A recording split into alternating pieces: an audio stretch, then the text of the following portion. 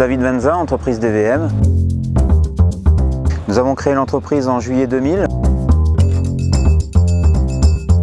Nous sommes une quinzaine de collaborateurs aujourd'hui. On est maçon de métier. Nous faisons de la construction neuve, nous faisons de la rénovation, tout ce qui est enduit à la chaux, mur en pierre, mur en briques.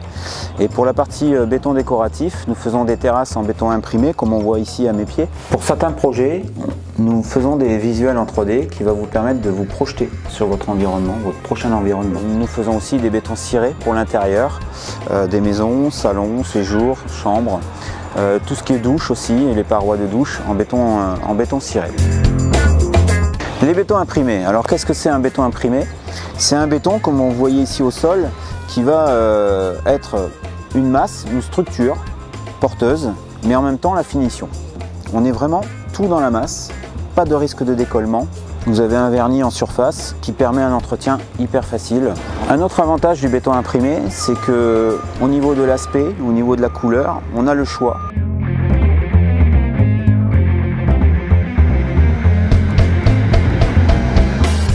C'est un matériau très technique à mettre en œuvre.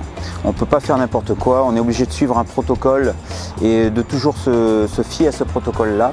Déjà, il nous faut un très bon béton, de bons agrégats, de bons sables bien lavés. Il nous faut un ciment pur et ensuite, après, un bon fournisseur de béton, bien sûr.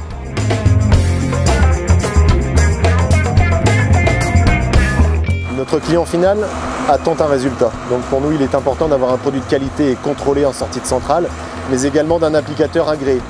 En l'occurrence, DVM Rénov, David Venza, qui a suivi chez nous en interne aussi une formation. BHR est le premier fabricant de béton prêt à l'emploi indépendant au niveau national. Nous pouvons fabriquer l'ensemble des bétons qui existent, c'est-à-dire des bétons traditionnels, des bétons autoplaçants, des bétons auto-nivelants, mais aussi toutes les gammes de chapes fluides ou béton décoratif. Soucieux de la bonne réalisation des chantiers, nous avons développé un réseau d'applicateurs en béton décoratif. En technique pure de mise en œuvre, on reste sur un domaine chantier, donc il faut déjà tout protéger, tout autour, pour éviter de salir tout ce qu'il peut y avoir autour. Façade, passerelle en bois, etc. Donc on va teinter le béton dans la masse, c'est hyper important.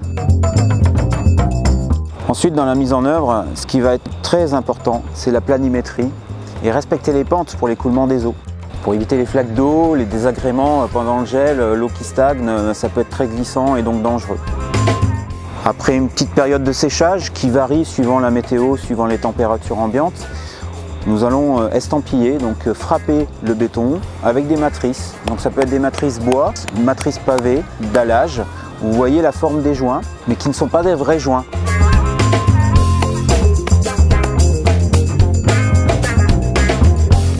Et justement, s'il n'y a pas de joint, alors qu'il y a un aspect joint, ça évite le décollement. Le décollement des joints, vous savez, en ciment, qui se décollent avec la prise de l'eau et le gel.